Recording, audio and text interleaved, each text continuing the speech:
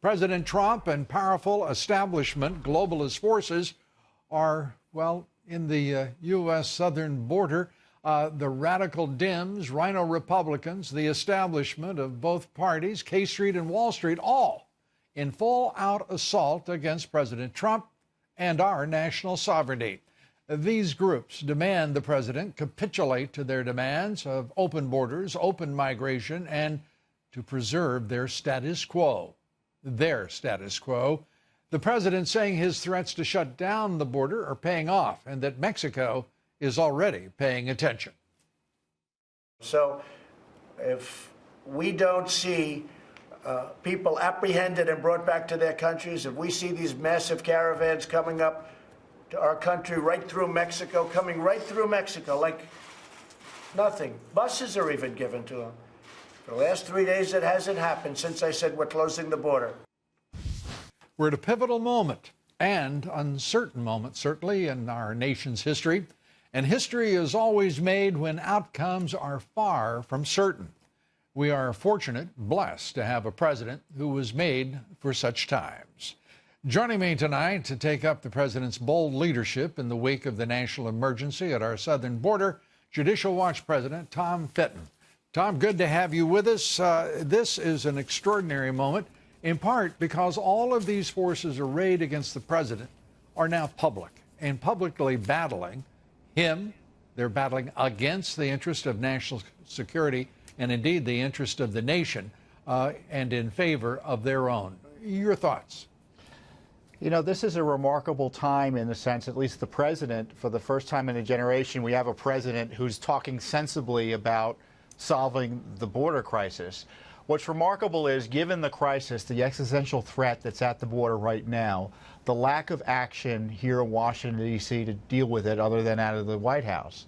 And it shows you that the left, and as you point out, the establishment Republicans don't see this as a crisis.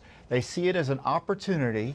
They're happy to have it go on. They're happy to have the system broken to, again, allow for open borders ultimately and a mass amnesty for those here illegally. That's the goal here. So it isn't a question of what type of security we have at the border.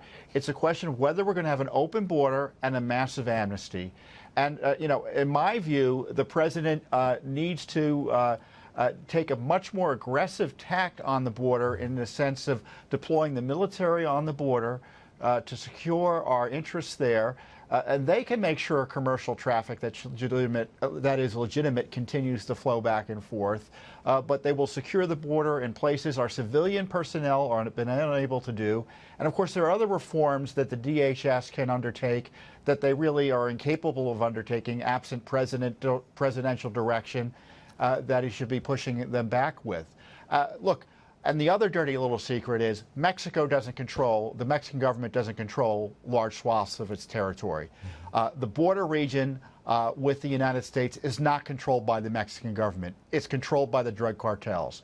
And the president's considering this, and he should pull the trigger and label these cartels for what they are, foreign terrorist organizations, which will allow a whole host of other activity be used against them to protect our interests.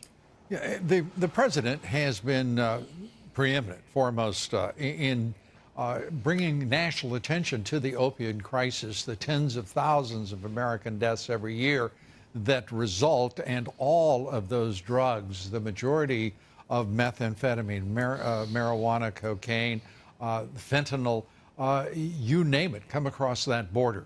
All under, of course, the auspices of the major drug cartels of Mexico, which has made Mexico the murder capital of the world, for crying out loud. Right. And this president is the only president in my lifetime to have said directly and forthrightly that the drug cartels will be defeated in this battle. Well, that's right. And, you know, in many ways, the border isn't even at the border with Mexico, Texas, and California, and Arizona and such. Our border effectively is between Mexico and Guatemala. I mean, that's where the battle is. That's where it needs to be stopped. And if the Mexican I wish that were more true, Tom. I take your point, but those people dying are in this country. those people who are living with the violence committed by illegal immigrants are in this country. Well, the cartels use these people from Guatemala and Honduras and elsewhere as a vehicle to get those drugs into the country. We have to stop the flows, the human trafficking operations, and the drug flows are contingent on these human trafficking operations.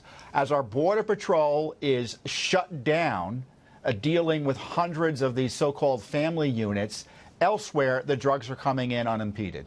One of the so we've got to deploy the military to take care of this. Our civilian personnel have been overwhelmed, and the history of our country, at least with Mexico, is that where the military ordinarily has been protecting the border. It's an outlier recently. The recent civilian control of the border is an outlier historically in our dealings with Mexico. Yeah, in talking with White House sources today, there is no doubt that a plan for a more aggressive approach to turn the tide that they certainly recognize better than anyone that is working against the national interests and against the American people. They are building that right now.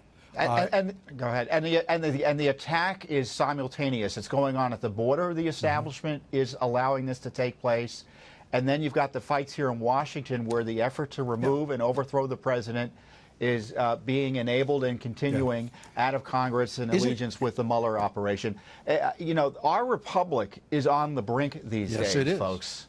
And this president is the only president, I think this is correct, since Andy Jackson to stand up and campaign directly against a corrupt establishment, a deep state, and they are fighting back with everything they have, and it's in public view now in this battle, as I said at the outset, to determine the future of the nation. I want to turn to one of the most frustrating aspects for the Border Patrol and all responsible for border security, and that's the catch and release program.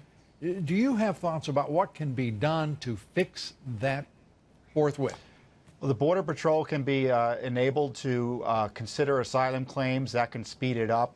One of the things that's happening at the border, my understanding, is they just let people in. They process as many as possible in a day, and of course the system is overwhelmed. But if you know you have only so many beds or so much capacity to detain these fraudsters, then you shut down the border once you reach the daily limit. Right. If you only have room for 2 more people to come in through a particular border point, you shut it down. These asylum laws can be enforced, but they're not a suicide pact, and that's why the president should direct the DHS to manage the border better. It's not happening.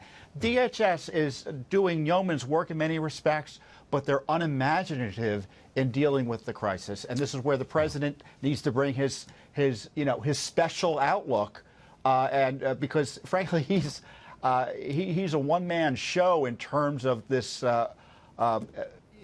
being entrepreneurial and figuring out solutions and taking advantage of a different approach that the deep state and the establishment, even good thinking people here in Washington, can't think through. Yeah, I want to turn. I can't have you here without talking to you about this. The New York Times resurrecting anonymous sources to bring this business about Barr misinterpreting the Mueller report. Yeah, I've given sort of my reaction to the idea of the Times' use of anonymous sources for this kind of spurious nonsense. Your thoughts about the Times reporting and whatever, if there is any substance to that you discerned in that report? Well, Barr blew up the conspiracy of the Mueller people to smear the president through this report. They weren't expecting Barr to be effective and efficient in analyzing the report, seeing through the gamesmanship with the obstruction of justice, and getting the key details out to the American people. So they're angry about that. They were hoping the report would be darlings. Poor That's darlings. right.